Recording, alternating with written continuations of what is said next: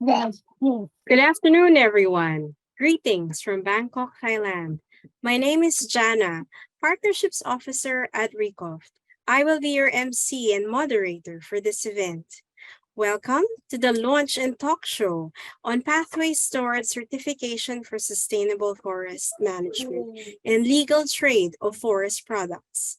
Today, we will launch a new training manual and talk to training professionals from the Lower Mekong Region who authored and tested the manual. The manual launched today is a result of a collaboration between RECOFT and partners of the UN RED Initiative on Sustainable Forest Trade in the Lower Mekong Region. The initiative is led by the Food and Agriculture Organization of the United Nations in coordination with the United Nations Environment Program. Before we start with the program, I'd like to invite RECOFT and its partners to greet you and welcome everybody. We have with us Peter Cotter from RECOFT and Bruno Kamert from FAO.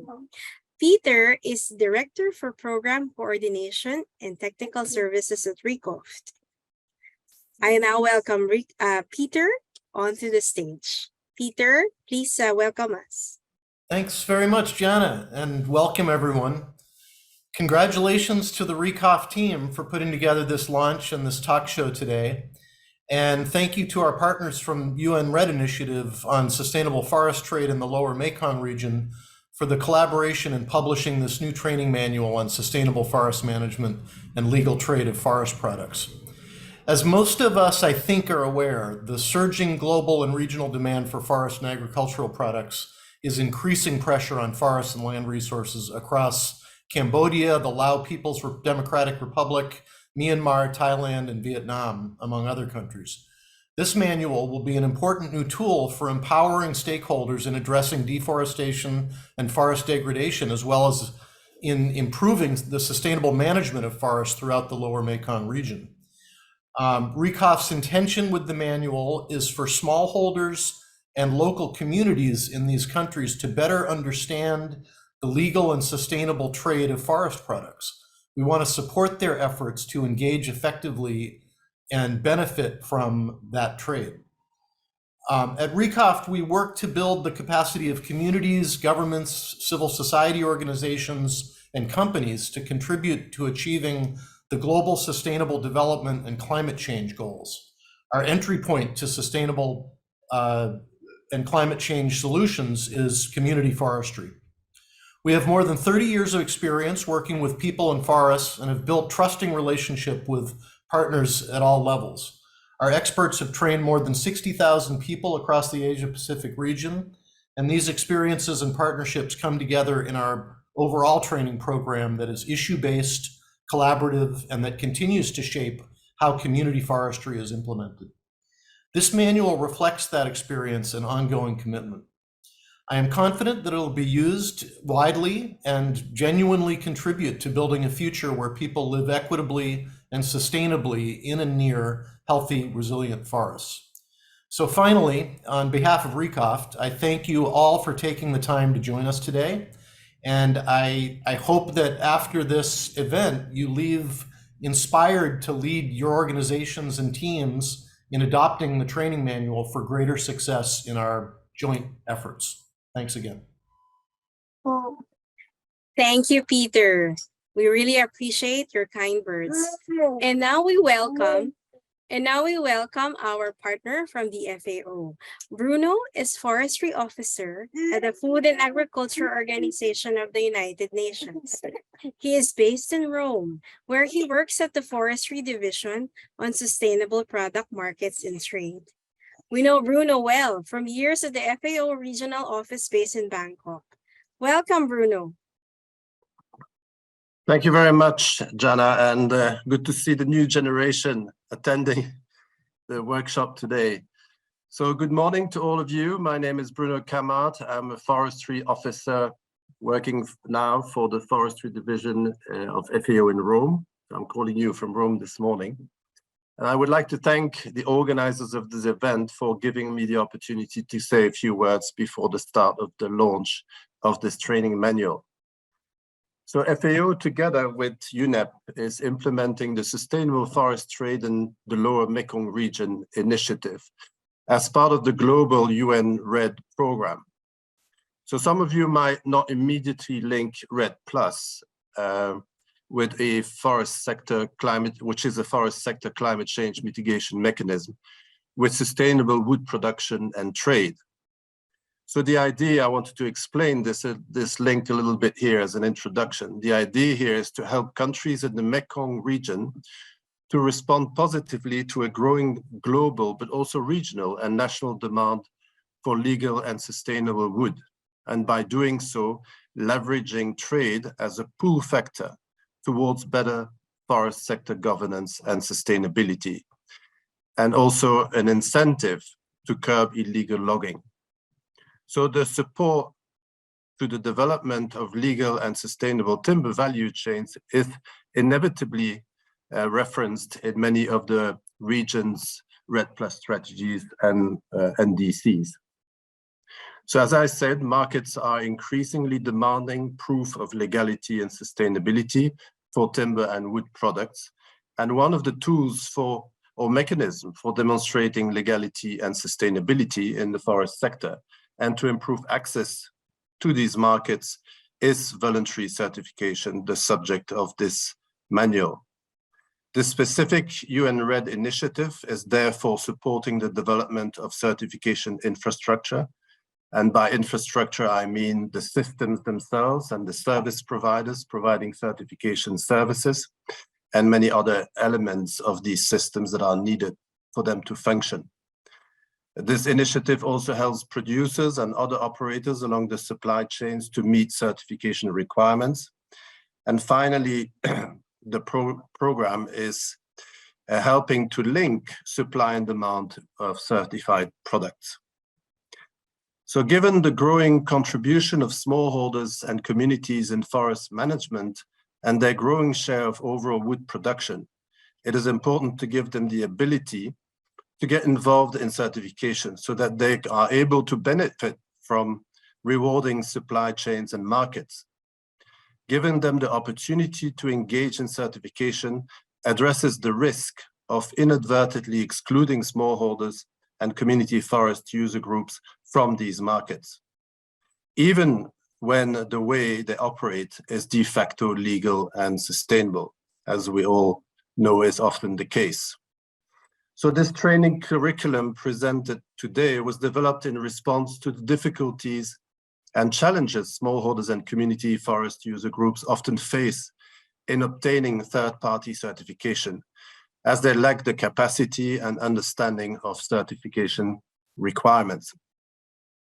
So UN REDD has partnered with RECOFT under the Sustainable Forest Trade in the Lower Mekong Region initiative in recognition of RECOFT's unique mandate to build the capacities of both national institutions and community-based groups and smallholders in support of the legal and sustainable forest product trade.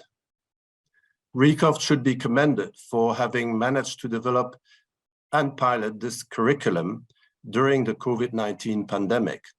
So this has gone on for a couple of years now, of many months, during which we had many issues of restrictions of meetings and travel, which was a big challenge for the development of this curriculum. We have valued our experiences working with RECOFT over the past 2 years to develop a targeted curriculum that better prepares smallholders and community forest user groups to engage in certified value chains on their own terms, be it through supplying controlled wood to a mill or processing company, or through obtaining group forest, what we call forest management certification. We see the process as having been valuable in developing a shared understanding of the potential value of certification, as well as the different pathways that smallholders can take to engage with certified supply chain. We trust that the curriculum and the process of using the curriculum will be just as useful for you all in building your own understanding and supporting your own work to help forest smallholders and community forest user groups benefit from the forest resources they manage and depend upon. Thank you very much for giving me the opportunity to provide a few opening remarks this morning. Thank you. Thank you, Bruno. It's always very encouraging to hear how our efforts contribute to local community sustainable lifestyles. And now we have heard from partners in the UN RED initiative. So let's turn to the team that developed the manual. We have with us one of the authors and learning development professionals from RECOFT who has made this opportunity happen. Let's welcome Martin and Pet Vadi, who will introduce us the manual. Welcome, Martin, and welcome, Pet. Thank you, Jana. Hello, everybody. I am Martin. I work on community enterprise development and private sector engagement at RECOFT's main office in Bangkok. I am one of the authors of the manual. Hi, I am Pet Vadi. My colleagues call me Pet. I am a member of the training and learning team at RECOFT. We develop training, e-learning initiative, and study tours. I work with Martin and other colleagues of RECOFT on testing and adapting the manual based on the result of the pilots we ran. So today I'll introduce the new training manual, Sustainable Forest Management and Legal Trade of Forest Products, Pathways Towards Certification. At the end of today's event, you will have the exclusive chance to download the manual before we release it publicly. And I will tell you how the training manual was developed and what process we used to improve it. I will also provide some tips to make the training materials beneficial to your context. So RECOFT developed a manual with the financial and technical support from the UN RED initiative, Sustainable Forest Trade in the Lower Mekong Region, funded by the Norwegian Agency for Development Cooperation, NORAD. At the very start, a big thanks to them and to FAO for leading the initiative. So the manual is designed for trainers or forest practitioners from organizations that provide support to smallholders and communities to manage forests sustainably and commercialize forest products. It's an important contribution to the Mekong region in the context of the developments we are witnessing in the forestry sector today. The lower Mekong countries and businesses that rely on export of timber forest products as part of their economies increasingly recognize that for this to continue, they must only use legal and sustainable sources of timber. Different initiatives have been promoting the use of legal and sustainable timber. For one, voluntary certification mechanisms have demanded transparency to claims to timber to produce sustainably. For example, the Forest Stewardship Council, NFSC, or Program for Endorsement of Forest Certification, PFC. Then, the European Union's FLEG initiative, where FLEG stands for Forest Law Enforcement, Governance and Trade. And there is a new proposed EU regulation which will, amongst others, demand timber importing countries for proof of legality and sustainability where they source the timber from. Now, this growing attention to legality and sustainability means that timber exporting countries, such as in the Lower Mekong region, will need to meet standards of legal and sustainable forest use if they want to benefit from forest product trade. The training manual, Sustainable Forest Management and Legal Trade of Forest Products, instructs timber supply chain actors how to meet the standards of the legal and sustainable forest use. The manual is unique, we believe. It's suitable to convene broader and diverse group of learners involving smallholders, community-based enterprise representatives, but also the private sector producing timber forest products, and the government officials at local and national level. Personally, I've worked more than 25 years in the region with forest communities, smallholders, producer groups, forestry officials, forest product traders, and sawmill operators. And over the years, what I observed is that these groups shared one thing in common. They all need support to effectively operate and benefit from legal and sustainable forest product value chain. For instance, sometimes the challenge for smallholders is to know how and where to obtain documentation proving the timber is legal. A district forest official may find it challenging to understand the forest law and communicating these effectively to communities. Also, buyers of forest products up in the supply chain may face limited information to source legal timber. This is because plantation smallholders don't always have the right documents to prove ownership or the source of their timber. So that's why it's so important to focus on different stakeholders as we build the capacity for legal forest product trade. They need each other. They need each other to comply with requirements and regulations for sustainable and legal timber production. Getting people to shift their perspective, exposing them to other views and experiences is an important aspect in training and in the learning process. We believe that this way participants are enabled to develop solutions and build partnerships. This insight is a result of RICOF's more than 30 years of experience in capacity building for stronger rights, improved governance, and fairer benefits for local people. With this insight, we designed a training manual that supports the kind of exchange through group exercises, quizzes, and games. You'll be surprised. Also, chain of custody can be gamified. To ground some of the learning, we included role plays and real-life cases that draw from interviews with experts who are part of the timber certification processes. The manual itself is a step-by-step guide, but it can be adapted in various ways to suit the purpose of your training and your participants. The training sessions in the manual are organized in 4 different modules. In the first module, trainers can rely on materials to introduce trainers or learners to 3 options how smallholders or community enterprises can engage in legal and sustainable forest management and trade, as well as potential certification. In the subsequent modules, trainers take learners through different stages to expand their knowledge and their skills. They learn how to establish community enterprises, carry out value chain analysis, develop business plans, and forge partnerships and networks with other chain actors. So based on these modules, learners can be prepared to navigate the certification path they selected. Now, the manual is now available in English, but in 2023 it will be localized in at least 2 more languages from the Lower Mekong region. I invite you to use the training manual, and please do share your experience with us as you adopt the manual in your work. We are very keen to learn from you. Right, Pat? That's right, Martin. The experiences trainers and learners share during the piloting phase in the design process help us to improve the training manual and strengthen its original features. The piloting of the training materials was an important part in the development of the manual. For this part, our RICOF team worked closely with partners in the countries in the Lower Mekong Region and trainers from the countries. We wanted to see if we needed to adjust the ways and approaches to present complex concepts and terminology around certification. We wanted to make the guiding steps for the modules more practical for different learners with varied educational background. We wanted to ensure the manual will be practically respond to different contexts. I was part of the backstopping process with the country trainers and had a chance to observe some pilot training. Once the others complete the manual, we piloted it with forest sector stakeholders at both local level and national level in 3 countries, which were Laos PDR, Myanmar, and Thailand. In the training pilots, there were over 100 learners across the countries participating. They were smallholders, forest practitioners, government agencies, state enterprises, associations, CSO, and certification experts.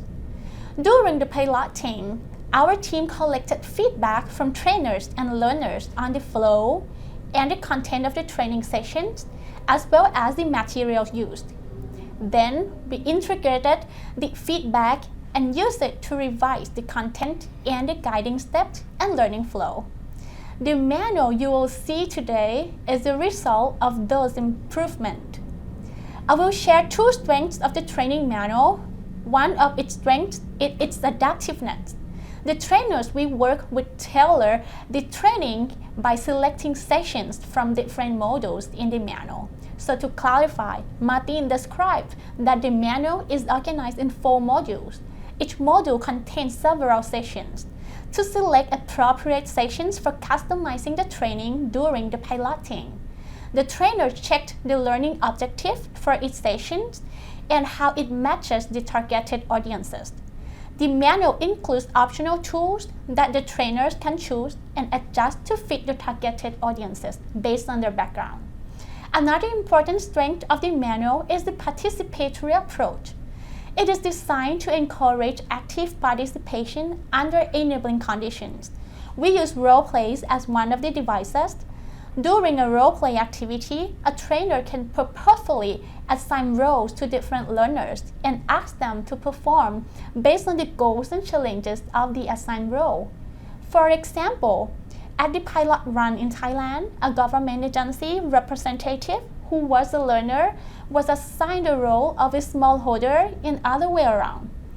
The role play can be more participatory and impactful if it happens at the later stage when learners have warmed up to one another already and when the facilitator encourages the enabling vibes in the room.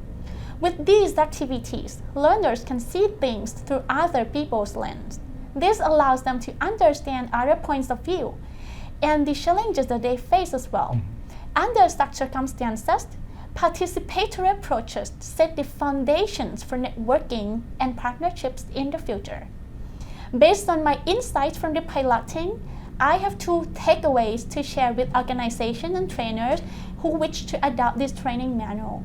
First, I suggest you to pay attention to participant selection process because you need to make sure that you have a good combination of diverse stakeholders to stimulate learning. Second, I would suggest you to take some time and adapt the manual based on the context in order to get the most value out of its design. And finally, don't forget to share your experiences with us. We are very keen to hear from you. Thank you, Pat. Very interesting. So before I hand back to Jana, on behalf of Recoft, I want to recognize the many organizations for the technical support in preparing the training manual. So thanks to FAO team who worked closely with us in the development process.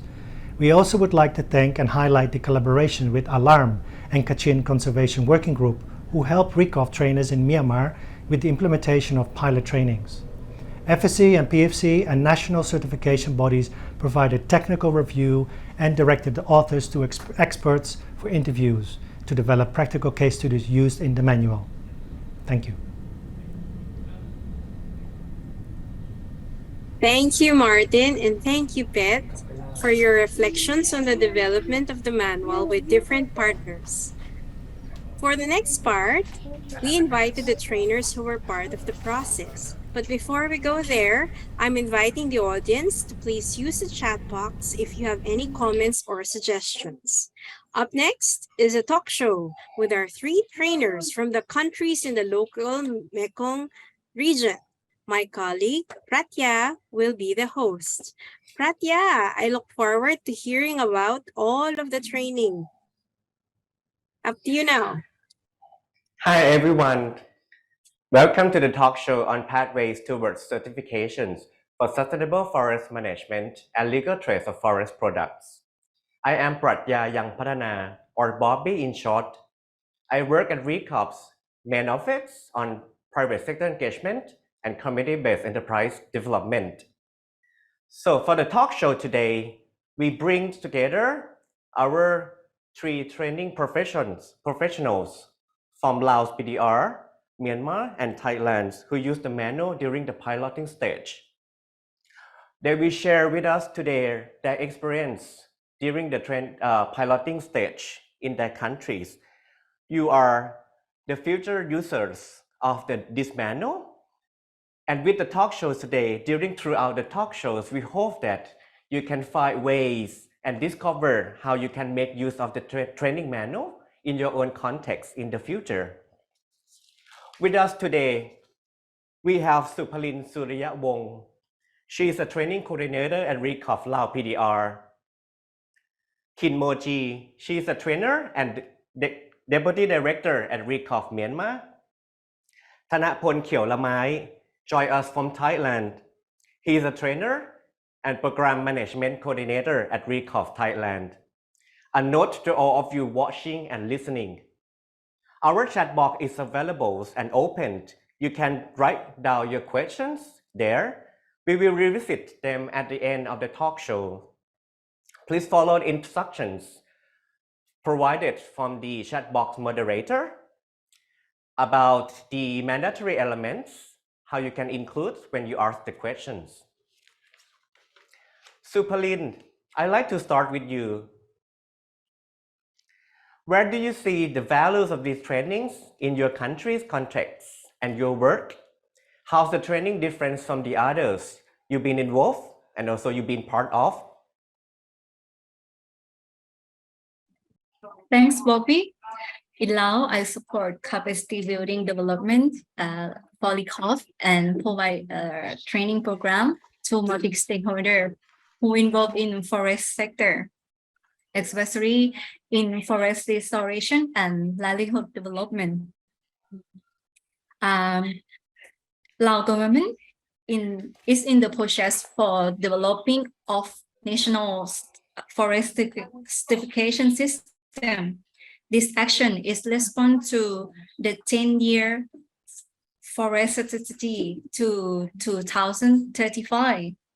This contribute to forest restoration and rural community livelihood development. As part of my work, I used to attend the training on certification standards. These are often complex for local actors and also the local community, even local authority and other actors in local level, especially in forest sector. In our training manual, there is a roundtable dialogue, which is open for multi-stakeholder that have different perspective, which is from private sector, local governments, or even smallholder, to listen to each other and learning and sharing in the same way that they can experience from different angle, needs, and expectation. What needs to be done to better access to legal timber trades in Laos. And during the training, our trainer team develop delivery through various topics and various interesting activity like loan pay, debates, and dialogue. And the impressive activity for me, the role play, is can demonstrate the interaction among the actor in forest sector that instead of listen to lecturer or to see the PowerPoint, this make participants feel happy and engaged with us. This what we get from the training. Thank you, Supalin. You highlight a lot of things in terms of involving different stakeholders, different actors related to the forest trades, legal trades, and sustainable management of forests in your countries, and how this building capacity, these interventions would lead to and respond and contributes to the national forest strategies in Laos PDR. Thanks, Supalin. Thanapon, you are joining us from Thailand. How do you see this training accommodating needs of different group of stakeholders, especially such as the timber, rubber, and teak smallholders that you work with in Thailand? Sure, thank you, Bobby. In my perspective, this training has contributed tremendously to the work of BCOF in the country, Thailand. So especially our work with the smallholders in Nan province. Just a little piece of information for our friends in the region. So Nan is a province with rich forest resources, biodiversity in the northern part of Thailand, bordering with Laos PTR. I am a part of the country team that work with the smallholders and other stakeholders in Nan province to support them around issues on community forest land tenure, timber legality, climate change adaptation, economic incentives for switching to agroforestry and sustainable forest management and legal trade. So from our experience piloting the training manual, we found this training provided a really good orientation and understanding on why legal and sustainable forest management matters and what options are available for the smallholders relevant to their current ability to take part in the certification process. Although we discussed a lot of things under the context of forest certification during the training, but our emphasis was actually more on the empowerment process and the enabling conditions for the smallholder to prepare for and be able to make informed decisions whether they or their group want to enter in any of the certification pathways. So this is their choice, and we acknowledge that it may not be the only single end goal for every participant.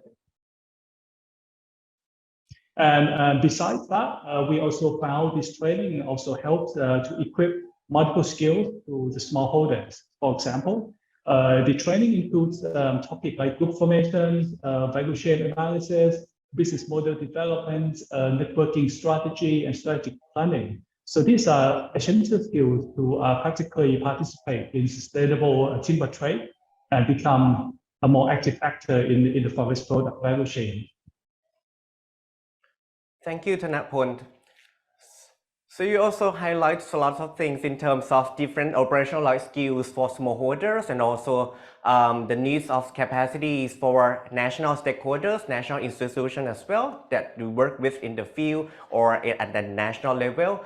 And also in terms of different pathways that becomes an opportunity for smallholders if they may consider to go for that pathways towards certifications. Otherwise, they may understand in terms of how to analyze the legal requirements if they want to get involved and be engaged and benefits from the legal trades of forest and sustainable trades of forest products. Thanks, Thanaporn. Kinmo, do you agree with Supalin and Thanaporn?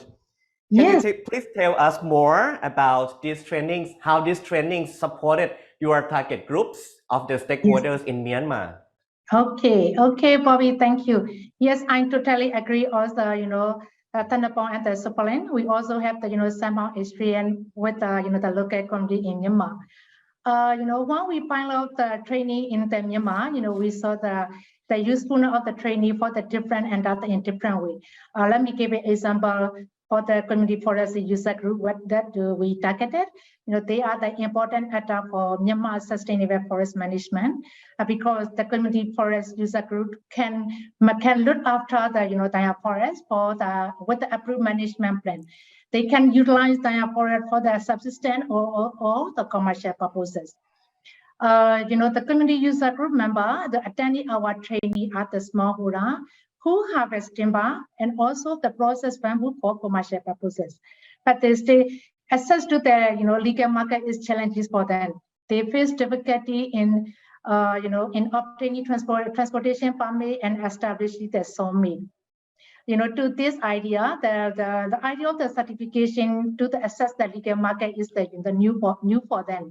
That the training manual also explain the different power the community member can accept the sustainable forest management and the potential certification. And also at our session, the training manual also explained the requirement of the certification, the option. So the layering out the different option, empower community member to choose the appropriate option in the forward. And group certification also the one of the pathway where we describe and which perhaps fit with the content of the Myanmar, where we encourage the community forestry enterprise establishment. The community-based enterprise establishment with the stronger voice and the stronger negotiation for the community member, to access the legal market. And this is also aligned with the Myanmar forest certification system, which cover the group certification and also the piloting. So that is why we thought that this training manual is very useful for us. Thank you, Kimo. So you all mentioned and shared a lot of thoughts and insights, experience how you conduct and pilot the trainings in your countries. Actually, it appears to me it's not only smallholders that benefit from this training manual or the training programs that we provided to them, but also in terms of the different stakeholders at national and local levels, private sector, civil societies, and also different actors in the forest product value chains also benefits, and how these trainings brings together different actors in the value chains to have a discussions, have a negotiation, understand expectations and needs of each and needs from each others. This is also one of the elements and emphasis of the trainings that we develop as well. Thanks a lot. So you all work to pilot the trainings materials with different groups of learners in different contexts. This is so far you also reach out to different provinces in your countries, different stakeholders from that province.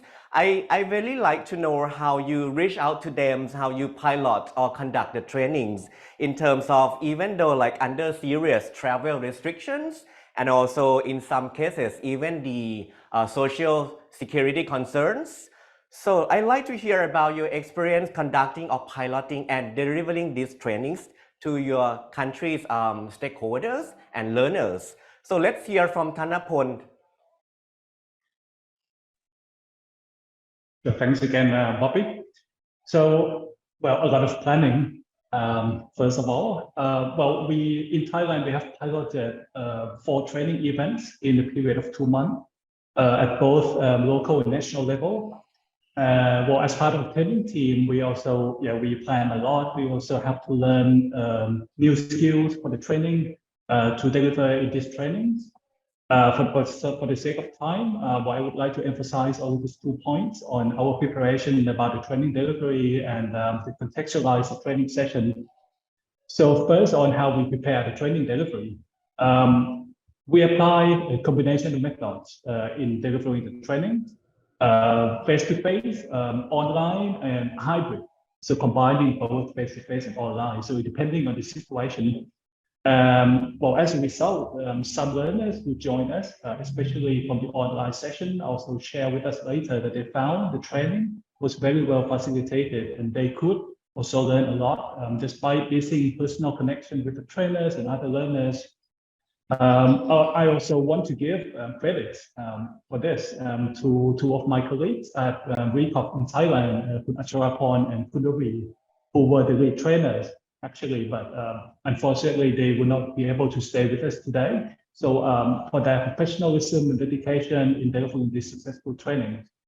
Besides our training team, well, in Thailand, we also involve RECOF's existing network, especially the experts from different agencies, Royal Forest Department Office in Nan, Rubber Authority in Thailand, the WWF in Thailand, and other practitioners as resource persons in the training. They really help us to address many issues that we as a trainer may not be known. For example, like conditions related to land use rights or specific information on FSC and PEFC certifications. So having external resource person and experts on these issues join us on the training really help us to respond to learners' questions and share their insights on the solution. And lastly, about the curriculum itself. So we contextualize the curriculum to address the needs of the learners. So which are the main learners for Thailand, the teak and rubber smallholders in Nan, so who joined the local training. And also at the national training, we had the forest extension officers and practitioners from a different agency joining us. So ultimately, we could bring them together for an online roundtable dialogue to discuss gaps and way forward and develop collaborative actions together. So as a learner, I found the manual itself is comprehensive. Each session contains detailed steps that can adapt to fit specific group of learners. I found that really helpful. Okay. With the combination of methods applied by your teams, and also you have a good relationship with partners and networks that you capitalize on these to make this happen and things successfully. Supalin, how were things in Laos when you deliver and piloting trainings? Yes, in Laos, we also pilot 4 training in amongst 4 or 5 months. During that time, is still COVID-19. We apply hybrid approach for our training. We went to the north of Laos in Bokel and Suvarnabhumi province that locates along Mekong River, which border with Thailand. We prepare with about 5 or 6 training team in Vientiane for this training to do at local level for the forest officer, civil society, local sawmill, and also teak smallholder, building on Leacoff work to extend timber plantation legislation and timber trust partnership. As said, during the travel legislation, one team have to be in Bogel and another team in Sanyaburi. We have Zoom connection with Sanyaburi province with our support team.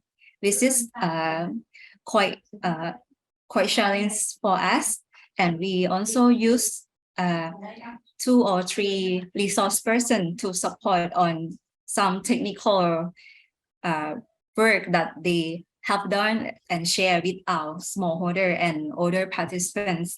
It is very benefit for them to understand more on certification.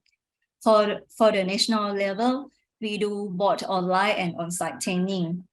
For the online, I found that we need to take more often break to check our learners' understanding and also the engagement with them through many activities. We do breakout group, we do the quiz, the game, and even debates online.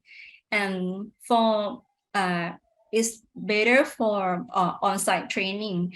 I would like to highlight we have the dialogue between different stakeholders that will help to appreciate and better understanding from multi-stakeholder that say private sector, smallholder, and also local government to understand the challenge and opportunity of this group. Thank you, Supalin. Very insightful about what methods you apply and what exercise you also work with the learners, how they can interact and also stay tuned during the online, even though you take a break or sometimes you check their understanding through quizzes and other exercise. Thanks a lot. Kinmo, how things go in Myanmar during your piloting period?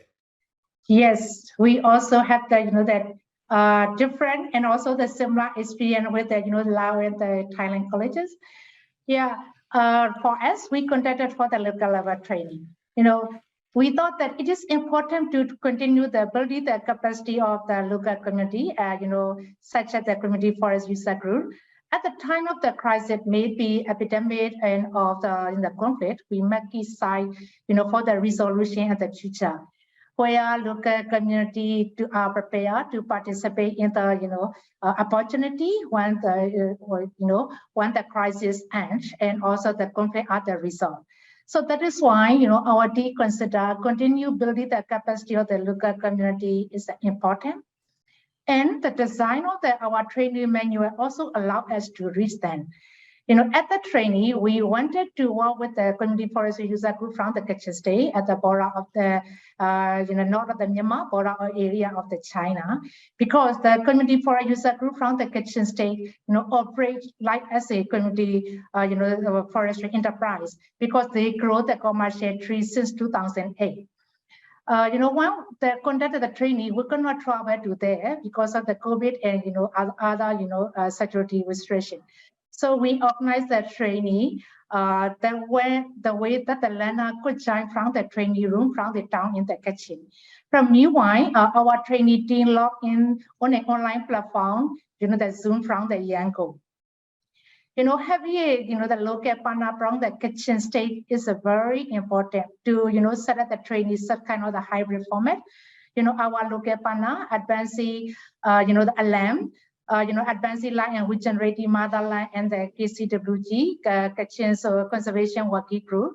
They help us find guiding the learner when during the exercise, the physically in the training room, and also they set up the the quality video conferencing too. So, to this one, from the Yangon, the trainee team from the Yangon, we work hard, hand to hand with the partner from the kitchen, to prepare ahead of the trainee. So in here, I really would like to say thanks to our partner. Without their support, we cannot do such a kind of successful training. And like as the Laopedia, we also have to request that so the invited the resource person, experienced the resource person, with the heart of them, we could provide the we could provide that also the new certification knowledge and also the temporary idea. With the support the resource person, we can also support the more more understanding for the learner. In such a way, we prepare our training successfully. Thanks a lot. Very supportive in terms of having good relationships with partners in the fields that helps a lot and mobilize the process quite efficiently and efficiently. Thanks a lot. That's very insightful and useful.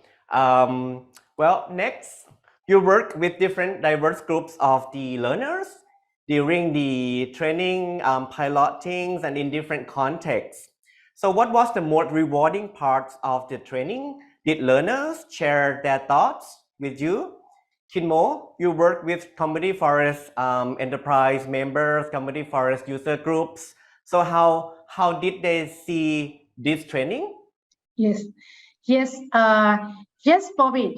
Generally, learners were interested in learning the sustainable forestry management and the timber trade. They found that different pathways for forest and timber certification to be useful to prepare themselves to assess the legal timber trade. They came to realize the importance of achieving legal status for timber protection and also the collaboration with the private sector. As the many of the learner asked a lot of questions during our training period. The one of the learner from the community for the user group member, they said that they supported her. She found that the training supported her group to think about the developing the community enterprise and how to assess the market, considering the different the certification option. If you allow me, I would like to share her goal in here. Is okay? Yeah. Yes, yes. Please. Okay, thank you. She said that before this training, we have not heard about certification. Though we are not ready yet to certification, we feel motivated as we are aware. We stand a chance to assess market when we harvest our timber products sustainably. And learning the business plan development is useful not only for a company entity, but also for community business. She said like that. Yeah. Thank you so much, Bobby, for giving me a chance to share our learners' insight. Yeah. All right, thanks a lot. Very insightful. So Pauline, the trainings that you conduct, you deal with different ranks of people from different groups of the organizations. And what was their take? Yes, it's very special that this training, is designed for different stakeholders along forest product value chain to understand each other roles and expectations. And also this can build the relationship and networking across different stakeholders during the training. And this is the most rewards for me. And learning also can listen to each other and negotiation based on the requirements between the smallholder and private sector. Meanwhile, government also can understand better where to provide support to them. And from our participant, Miss Jean Pantavi, she is one of the smallholder from Pak Hung village who attend the training. She said that she is very happy to participate in this training, and she learned how to do the business in group and do the business plan, and she can apply this knowledge in her daily life to negotiate the price of teak and sell. Now she can sell teak from her own forest, her own plantation plot. Yes, and another one for Mr. Dalin Sai Saksit. He is the national government officer from Department of Forest. He confirmed that one of his feedback is the training brought together all different stakeholders to discuss and exchange lesson learned inside. Therefore, it's help them. It's help him to understand. It's help him and other participants to understand each other, and this make a move of forest certification work in Laos. Yes, this what I heard from our participant. Thank you, Supalin. That sounds to me very wonderful hearing this positive feedback from learners. Thanapon, what about your learners? Anyone came to talk to you about the feedback on the trainings? One is already finished. Oh yeah, of course. Thanks, Bobby. Well, I have to say the most rewarding part for me is when we hear positive feedback from our learners. That made us happy for us as a trainer team. Well, I remember one learners who are smallholders from the local training events in Nan approaches us after the training and said the learning about value chain was eye-opening. They never learned about it before, and it helped them to visualize different actors who involve and how values are created along the value chain. So this is something new for them. And there was also the other group of participants who joined us at the national level training. I would like to read some direct quote from here that I have in front of me. So it's from one of the forest extension officer from the Royal Forest Department, Kun Thanaporn. So she mentioned that what she learned from this training is helpful for her role when working with local communities and make the smallholders understand bigger picture of sustainable forest management beyond the certification. And just to add on that, so in the training, so the other thing was that it opened up space for exchange and discussion between smallholders and with officers, experts, and supporters. This is something that helps connect the smallholders with other actors. So they could discuss and engage directly to ask questions and get issues responded.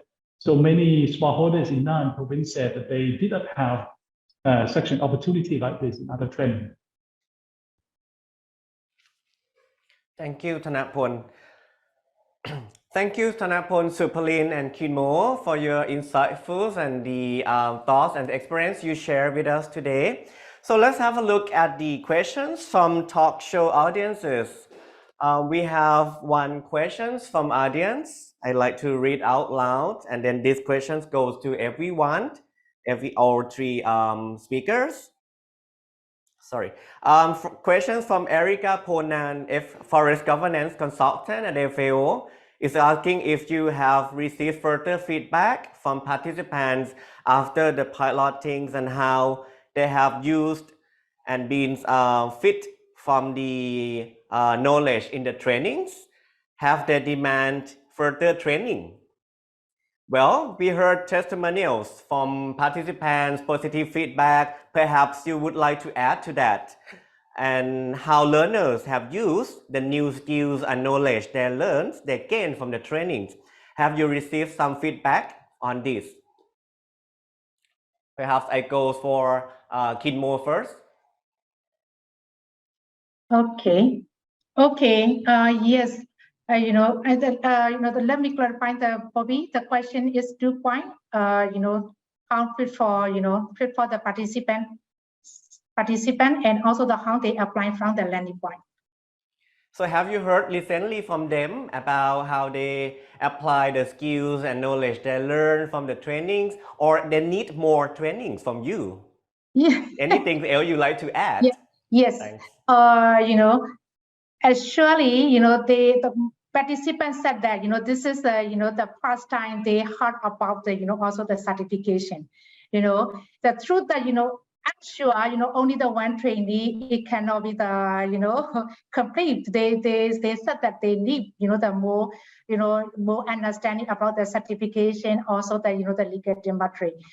Even for our community and for our target community, even though they have the similar experience for the, the timber and bamboo experience, they need the, the more capacity, to assess the legal market. But through this training, they gain some kind of the business plan development, the importance of the, the achieving the legal status. So, when we contact with the participant, we had that, now they start to, develop, the most intermediate thinking for the business plan development. What kind of information we need, and, what kind of the coordination we have to do to achieve the, to assess the, to get the market information, to live with the, to improve the legal status. So, I think this is, the benefit of the training for them. Even though they are doing, through this training, they can apply this learning to their, the current activity. Yeah. All right. Thanks. One or two is not enough. Perhaps more work for you. Yeah, in the future. Thanks a lot. Sure, What about Supalin? Do you agree with Kinmo's, or any thoughts from your side, Supalin?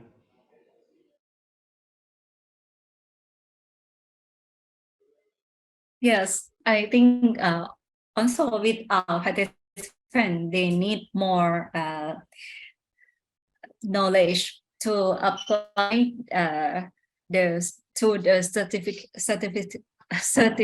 certification. Sorry.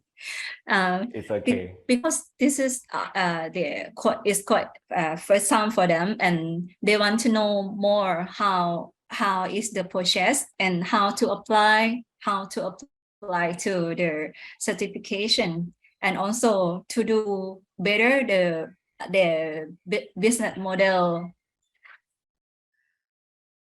Yes, that's mostly from the smallholder. They really need to improve their knowledge to access to the legal trades.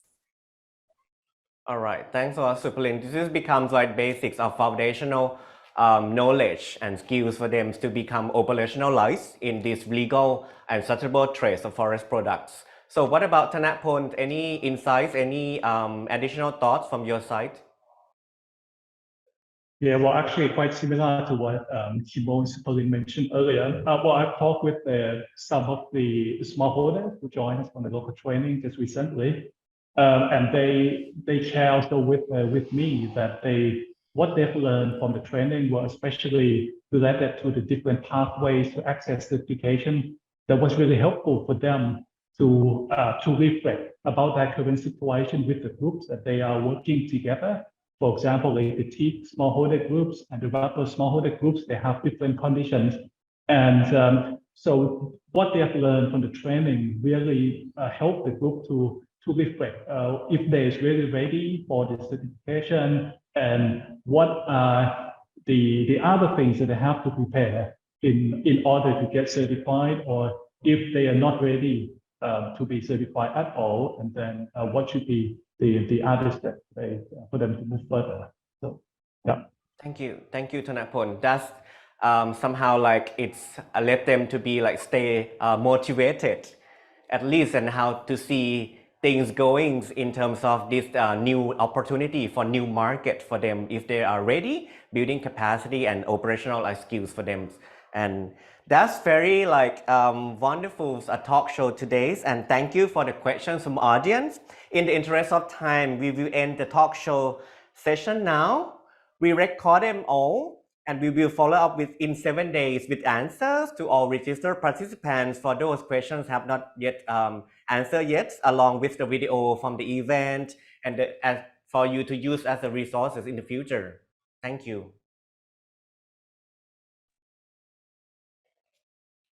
Thank you, Bobby. Thank you, Bobby, and all of our talk show hosts. It was really engaging to hear the training manual being introduced and talked about in such an alive fashion. And now we are going to present the Recoff manual on our website, and we'll close today's event with info on how you can access the training manual. You can scan the QR code after we officially close. We will keep the QR code on screen 5 minutes after we say goodbye. So with that, I would like to thank you again for your time and participation to this special launch event. And I really hope that you and your networks will find our manual very useful. May you have a great day, and on behalf of Recoff, thank you for joining. Goodbye.